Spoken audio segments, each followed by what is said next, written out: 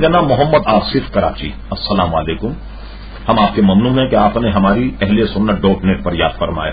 آپ نے پوچھا کیا مسجد میں مدرسہ قائم کیا جا سکتا ہے مسجد کی کمیٹی اجازت کے بغیر؟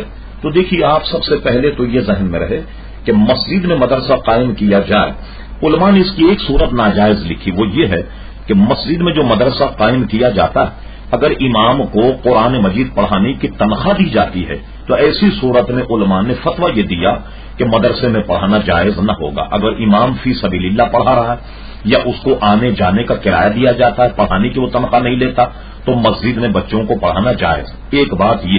دوسری چیز یہ ہے کہ اگر بچے بہت چھوٹے ہوں، پاکی اور ناپاکی خیال نہیں رکھتے، مسجد کی بے ادبی کا کوئی معاملہ ہو، ایسی صورت میں مسجد میں نہیں پڑھانا چاہیے کہ مسجد کا ادب جو ہے یہ سب سے ضروری۔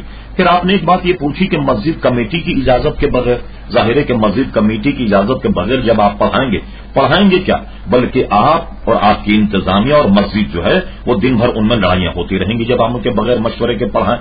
لہذا آپ مسجد کی کمیٹی جو اس کے چلانے کی مجاز ہے اس کے بغیر اجازت کے مدرسہ مت چلائیے گا تاکہ حالات قابو میں رہیں اور آپس میں کوئی رنجش اور چٹ پلیش نہ ہو، یہ میرا مشورہ ہے۔